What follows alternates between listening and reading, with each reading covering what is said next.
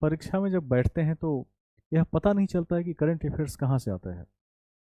हम एसपीडी पढ़ लेते हैं या अमुक किताब पढ़ लेते हैं, लेकिन हमें पता नहीं चलता कि क्वेश्चन कहाँ से पूछा जाता है। तो जो जवाब मैंने उनको दिया वो आप सभी को बता देता हूँ। करंट अफेयर्स याद करने की चीज़ नहीं है। याद तो करना ही होता है, थोड़ा बहुत डेटा का मामला भी है तो याद करना ही होता है, लेकिन यह एक ऑफिसर का अप्रोच है। यह एक अभ्यर्थी का अप्रोच होना चाहिए, अधिकारी का अप्रोच होना चाहिए कि देश और दुनिया में किस तरह के बदलाव आ रहे हैं और उन बदलावों में हमारे समक्ष क्या क्या चुनौतियां हैं।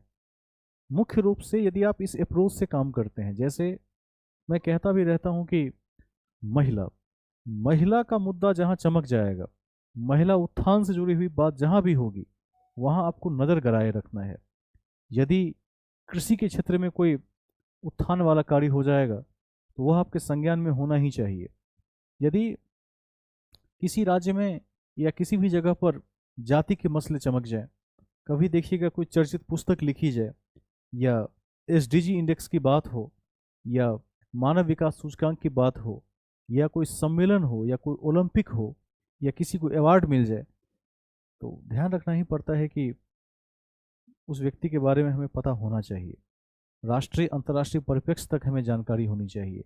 यदि विश्व में आज के समय कोई युद्ध चल रहा है, क्यों चल रहा है, उसके पीछे की वजह क्या है, समय निकाल कर आपको जरूर देखना चाहिए। वैसे मैं करंट की कक्षा के माध्यम से आप तक मुख्य बातों को पहुंचा ही देता हूं, लेकिन फिर भी कहते हैं कि जो काम कक्षा नहीं कर सकती वह कार्य पुस्तकें कर सकती है, मैगजीन्स कर सकती है, न्यूज़पेपर कर सकता है। जो काम अखबार नहीं कर सकता वो काम कक्षा कर सकती है। तो दोनों पूरक हैं। इस चीज़ को सभी लोग ध्यान में रखेंगे। और अगला पॉइंट लिखेंगे आज।